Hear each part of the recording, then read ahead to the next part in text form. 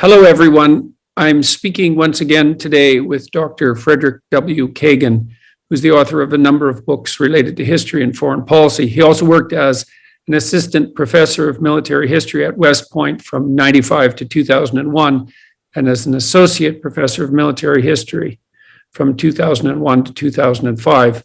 He holds a PhD in Russian and Soviet military history from Yale. After we spoke a few days ago, and you can refer to that video for more in-depth discussion, we decided that an update on the situation in Ukraine now and then might be useful. And so this is perhaps the first of those. And so thanks for talking to me again, Dr. Kagan, and I'm all ears. What's happening in Ukraine? What's happening around the world? How do you see the situation? Where are we going? Well, thanks, Jordan. Thank you for having me on, and thank you for having me back. It's a privilege to be with you and speak with your audience about this. Thank you for staying on this topic. So amazingly, the Ukrainians are still in the fight in the conventional war against the Russians. A week into it, no one who is familiar with the militaries of either side or who is familiar with basic practices of net assessment would have guessed that the Ukrainians would still be in a position where they have held their capital, they've held Kyiv, they've prevented the Russians from taking the second largest city in Ukraine, Kharkiv. They have lost ground in the south. They've probably lost the city of Kherson. They're probably going to lose the city of Mariupol, but they have not lost any other major city. And they've inflicted fearful losses on the Russian invaders and have been able to beat off repeated Russian mechanized attacks and airborne attacks. How have they been able to manage that? And why is it such a surprise? Well, when you cast a sort of a basic net assessment, you count things like tanks and aircraft and artillery tubes and rocket launchers and stuff, and you look at the degree of modernization of both sides and what kind of equipment everybody has, and then you look at the numbers of troops and so forth. And by all of those measures, the Russian superiority is so overwhelming that all of your basic net assessment calculations would say that the Russians should have been able just to roll over them. And the Russians seem to have thought that they would just roll over them. And that's a big part of the explanation for why things have gone the way that they did. It's really become very clear that the Russians just did not expect that they were going to be in a big fight here. They thought that they were going to roll in, the Ukrainians were going to run away or surrender. And the Russians thought they were basically going to be able to drive into Kyiv and other cities and do their will. And I think they've been very much surprised by the fact that the Ukrainians have just decided to fight like lions and have been also very skillful at it. And then there are some other factors that are important here too, that it's not obvious to me that when the Russian military put the forces in place that have conducted this invasion, they actually thought that they were going to have to conduct the invasion. I think that it's very possible that the initial deployments that they made were actually done more to generate psychological effects on Ukraine and the West in support of other things that Putin was trying to do. And certainly we know that Russian soldiers were surprised when they were told that they were actually going to invade Ukraine. But I think it's possible that there have been points over the past few weeks when Russian more senior officers were told that they were really going in and were probably taken aback because the Russians made a lot of mistakes in the way that they've set up to conduct this operation, and they've made a lot of mistakes in the way they've conducted it, and the Ukrainians have made them pay for almost every one of those mistakes. And so what's happening in Russia more broadly? There were demonstrations, which is always surprising to see in Russia. Do you have information about the spread of those demonstrations, their effectiveness, their unexpectedness, any of that? And then on the world front, what's happening there? People around the world seem to have united in a quite remarkable manner, in a manner that isn't working out in Russia's favor, let's say. And so let's talk about the Russian domestic situation first, and then the international situation. Well, we've seen unprecedented sort of wide, large protests against the war, including some prominent personalities, and also just a lot of Russians on the streets. The Russians have purportedly arrested thousands of people in these protests, that they claim were involved in the protests. I don't know how many of them actually were. And it is surprising. Russians have been conditioned to know that if you go out and protest, the odds of being arrested are high. And those are not jails that you want to spend any time in. So it says a lot about the degree to which Putin had just really failed to prepare his population for this war. I think Russians didn't think this was going to happen, for the excellent reason that Russian officials were telling them that it wasn't going to happen right up until the moment that it happened, just about. Days before, like within 36 hours of the actual Russian invasion, Russian senior officials were still mocking the West for saying that the Russians were going to invade. So the Russian people were caught by surprise.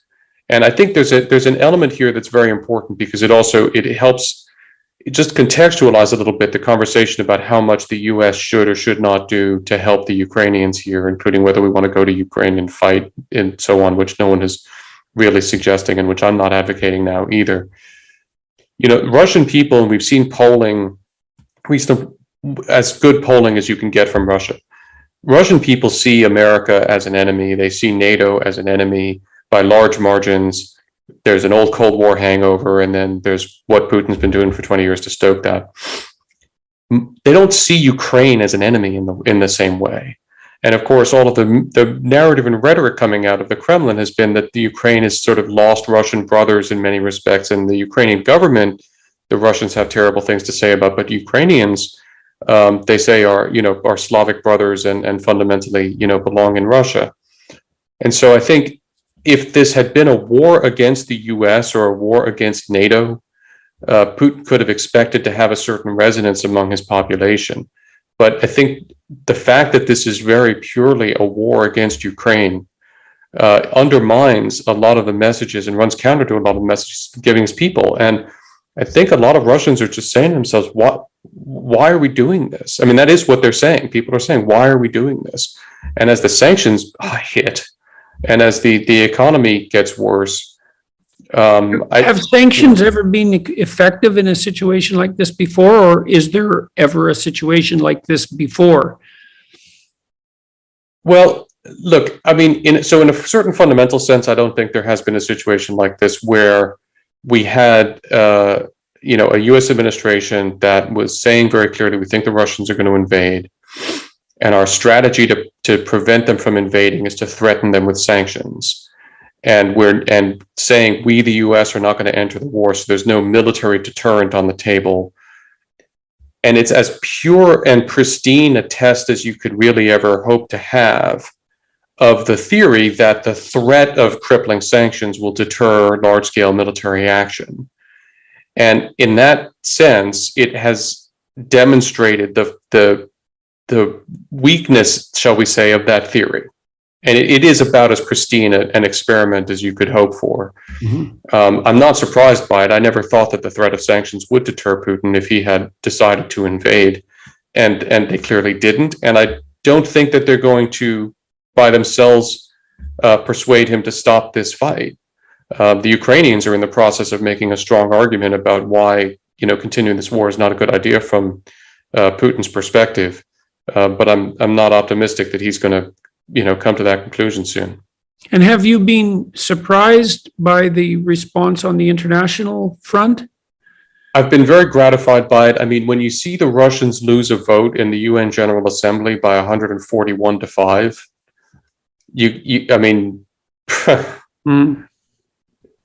Putin, that is an astonishing failure of Russian messaging, information operations, and public diplomacy. When, listen, the only former Soviet state that voted against that resolution was Belarus, which has 30,000 Russian troops in it. Even the Kazakhs, even the Armenians didn't vote against that resolution. They abstained. That's a sort of a repudiation of a sort, even within the Russia-dominated world. And then the virtual unanimity of the General Assembly, on that resolution is a devastating blow to Putin's, narratives over many years that he believes in collective or in multipolarity, that he believes in the UN, that the UN should be the arbiter of all of these things. He's thrown that back at the US for decades, and to be repudiated by the UN as thoroughly as he just was is a devastating blow for him informationally. Now, it's not going to change his calculus. Why did that happen? What do you think his? Oh, sorry. Go ahead with that. Why did that happen? It happened because, as we talked about on the last show where we discussed this, I think the Biden administration very skillfully conducted an information diplomatic campaign that stripped away from Putin all of the efforts that he was making to give himself any kind of informational cover and make it look like the Ukrainians had started this or prompted it or generate any ambiguity. And then he decided to just big fat invade anyway without any kind of a fig leaf. And that has just made him so clearly the aggressor, even before he started rubbling Kharkiv. And so what do you think the Biden administration did on that front that was particularly effective?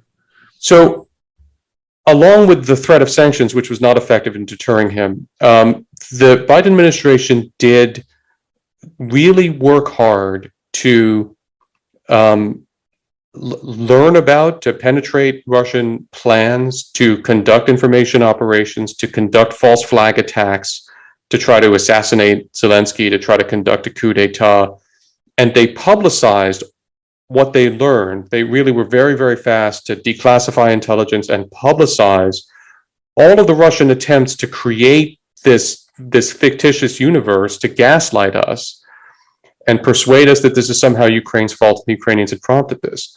And it was a very skillful campaign that the Biden administration ran. Now, I need to be careful. We need to be careful about over-crediting them, because I think that they did think that by doing all of that, they would deter Putin from attacking, because they were presenting him with the reality that he would have to go in without any informational cover. And at the end of the day, Putin decided he just didn't care and he was going to go in anyway. So the campaign failed from the perspective of what it was, I think, intended to do, which was to deter him. But it did put him in this very bad spot where he's stripped of informational cover. He is nakedly the aggressor. And the international community, at least in the first week of this war, has largely, with a couple of notable exceptions, rallied against him in a way that we really haven't seen it rally against anyone since Osama bin Laden. And that's quite an accomplishment that Putin, what do you think might have constituted a more appropriate strategy of deterrence, or let's say a more effective strategy of diplomacy that might have avoided this altogether? Or is that even possible? Look, my view all along has been that if Putin was willing to conduct this invasion in order to achieve his aims, the only way that we were really going to deter him from doing that would have been by making it clear that we were going to fight with the Ukrainians and we were going to guarantee his military defeat. I don't think anything short of that. And that's a tough game to play, because of course the more that's put forward as the strategy, the more the fear, let's say, that's driving him of the West, of the westernization perhaps of Ukraine, the more that also appears justified in his eyes. Yeah, I mean, candidly, I'm happy to discuss that with you, but candidly, that counter argument wasn't the one that impressed me the most, because he was already where he was on that. Putin is a guy who understands force. And although I and the team at the Institute for the Study of War have written for years about how clever he's been with information operations and hybrid war and lots of other things, at the end of the day, Putin understands force. And if you take force off the table and you tell him that he's not going to have to worry about a forcible response, that shapes his calculation in a certain direction. If you put force on the table and tell him that maybe he does have to worry about mixing it up with the American military or NATO, then that would have changed his calculation in a different direction. Mm-hmm. And I think at a minimum, because, by the way, I want to be very clear that I wasn't advocating, and I'm not advocating now, that we should have said that we would have gone into Ukraine and fought in Ukraine against the Russians. There was a very complicated series of decisions we needed to make here, and I'm not going to second guess the decision not to do that. I will say that it was, in my view, unfortunate that President Biden said and kept repeating that we would not fight in Ukraine, because I think that leaving ambiguity in Putin's mind on that question would have been a good idea. I don't know that it would have been sufficient, though, since he had decided that he was prepared to do this.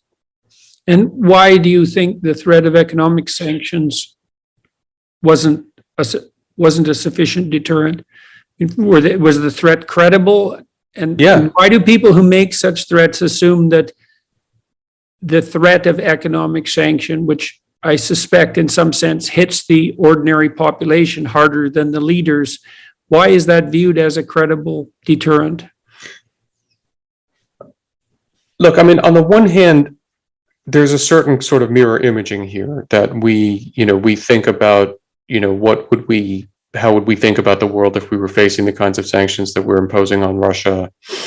And, how would sort of any normal or ordinary person in Putin's position think about these things? Because we are in a position to devastate the Russian economy, and we are devastating the Russian economy. And that will matter to Putin. Russia's foreign reserves are not infinite, and they're not even that extensive, honestly. And war is incredibly expensive, especially when you're losing soldiers and equipment at a rate he appears to be. He's going to need cash, and having his economy wrecked is going to make it very hard to continue this war, among other things that he needs to do. And it's going to make his people very unhappy, and that will ultimately matter to him. So in the short term, it affects ordinary people and oligarchs, but in the longer term, it will affect him also in his ability to do stuff. But here's the thing. Once somebody has decided that they are prepared to try their luck by force of arms, they've made a mental and psychological shift that it's easy for people on the outside not to recognize. Because what you're saying is, I'm prepared to go in and I'm prepared to kill a lot of people, and I'm prepared to lose a lot of my own people, and I'm prepared to run the risk, however slight it might be, that the war won't go my way and really bad things will happen. If you're in that mindset, then the threat of economic sanctions is not what is first and foremost in your mind. And I think a lot of people collectively missed that Putin had gotten into that mindset, and then overestimated the sort of rationality that is required then to think about the long-term effects of economic sanctions of a certain variety. So what do you think is going to happen, and what do you think we should want to have happen? If this could end in a relatively, comparatively non-catastrophic manner, and does that mean that Putin has to see a way forward that still involves him retaining control of Russia? Is there a way that he can do that without that would be acceptable to the West in any real sense? What would be our preconditions for saying this is over and we can move on? What should they be? Well, I mean, I think at this point, our basic precondition is Russians get the hell out of Ukraine, and stop attacking it, and stop threatening to attack it. There are Russian war crimes being committed. There will be war crimes trials conducted. It's important to hold Russians accountable for the terrible things that they're doing. Beyond that, I would personally be prepared to accept it if Putin accepted the military defeat, withdrew his forces, and returned Ukrainian territory to Ukraine. I'd like to demand that he return, Donetsk and Luhansk that he had occupied to begin with, as well as Crimea. If I had to accept a peace that had a Russian military defeat, but that had Russian forces still in Crimea, without, of course, recognizing Crimea or changing our position on that in any way, I would be inclined to accept that, because the best outcome that we could hope for, and I'm not optimistic that we will see this, would be that the Ukrainian military, with no more assistance than the provision of weapons and supplies and so forth that it's getting now, maybe a little bit more of that, defeats the Russian military conventionally, and Putin accepts the defeat. That's the best possible outcome that we could hope for. It will be a humiliation of the Russian military of a sort that it hasn't experienced since the Russo-Japanese War of 1904, 1905. And that's why, unfortunately, I don't think Putin can accept it.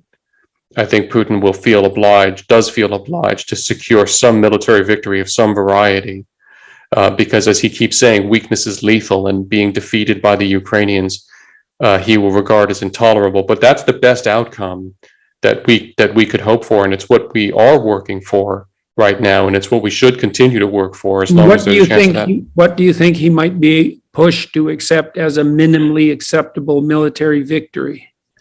Any sense of that? I've got to tell you, I'm beyond the point of being able to claim that I really understand Putin's thought process at this point, except to say that I'm pretty confident that he will not be able to accept emotionally and mentally a straightforward defeat by the Russian military or the Ukrainian military without trying to escalate more, which I think he's doing right now.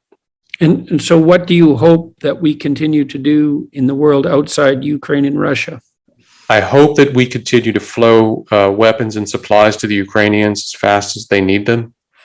And I hope that we continue to provide them with all of the support short of actually deploying, combat forces or aircraft to fight with them, and give them what they need. I hope that we continue to unite the world against Putin for this outrageous, unprovoked act of aggression. And that we make it very clear to Putin that his choices are going to be accepting this defeat and making the best he can of it, or really beginning to stare down the barrel of the collapse of his regime. But all of that's very tricky, because when you start putting the collapse of the regime on the table, right now we have a wounded, angry bear. And animals like that are very unpredictable and still can do a lot of damage. So this is something to be managed very carefully and thoughtfully. But I think helping the Ukrainians fight off this attack, if worse comes to worst in Ukraine, or one of the worst, helping them prepare for and conduct an insurgency against Russia are important. And then just continuing to tighten the vice on Putin and make it clear we will squeeze Russia to death if he does not.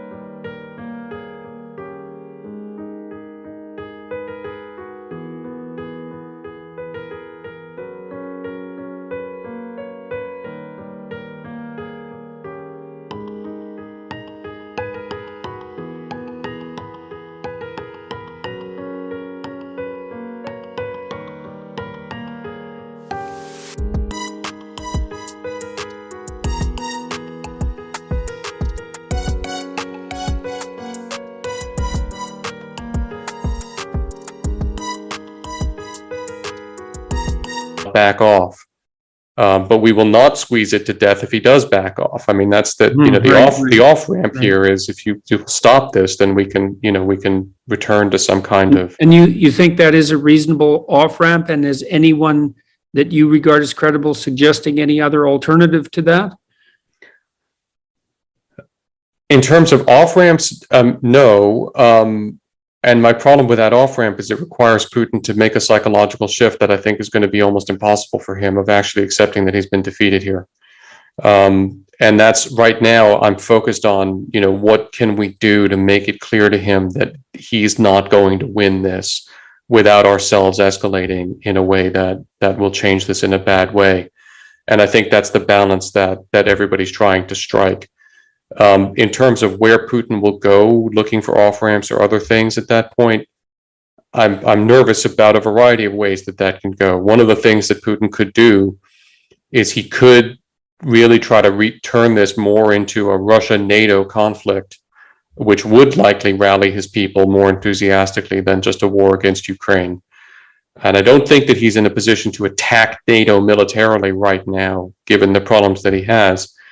But I think we should expect to see a possible change in Kremlin rhetoric and posture to try to make this more of a war or a preparation to defend against NATO and rally.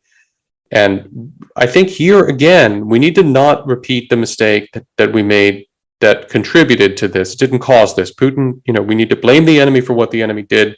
This was Putin's decision to invade. Biden administration is not to blame for Putin's decision. We need to be very clear about that. And that would be true if Trump were in office or Bush or anybody else. At the end of the day, Putin made this decision and he's to blame. But the mistake, the miscalculation that the Biden administration made about its ability to deter him, we need to not repeat that mistake when it comes to deterring him from testing NATO.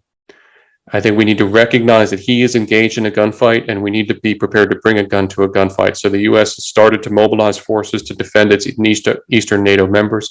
We need to keep doing that.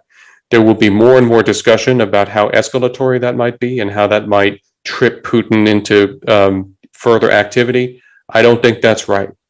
I think what we need to make clear to Putin is that if he starts something with NATO, we will finish it quickly, and there is nothing there for him, and not allow him to imagine that there is any even initial military success he could achieve against NATO, because we just need to foreclose that option. Preventing this from becoming a Russia-NATO war is a very big priority right now, as well as helping Ukrainians defeat the Russians in Ukraine. Yeah, well, it also means failing in some sense to take into account the UN decision, because it's not just NATO that's right rallying behind the Ukraine, but behind Ukraine. It seems like in the most real of senses, it's the entire world. Most of it. And I think we need to get after the parts of the world that aren't rallying. I think, look, we need to look at India and say, listen, it's actually not okay that India abstained on that resolution. It's not okay. I understand various countries have various calculations, but this is not a time for those kinds of calculations. So I'm thrilled that it was 141-5, but there should have been more countries voting for that resolution.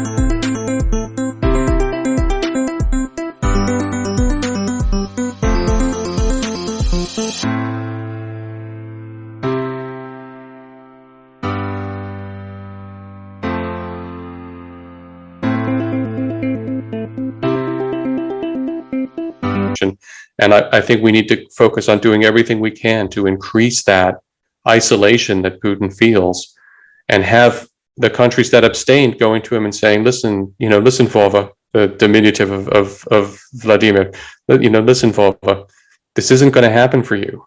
And we can't carry water for you, even in this limited way. You're going to have to make a decision to end this on terms that you don't like. That message has got to be coming to him from all of his friends and all of the people who are straddling right now as well. So I think you're absolutely right, Jordan, that finding ways to continue to strengthen this global bloc against him is important. Okay. All right. Well, I think unless you have anything to add to that, that seems like a reasonable update. The news could be worse given how bad the situation is. And it's quite remarkable, I think, to see the essential unity of the world in response to this, and the fact that that Ukraine wasn't as easy a bite to chew as might have been expected to begin with. And I can't see that really getting much better for the Russians, for Putin in the near future. Hopefully not. Slava Ukraini, Slava Heroyam. Glory to Ukraine. Thanks very much for speaking with me again, and we'll be in touch again when it seems like the appropriate thing to do.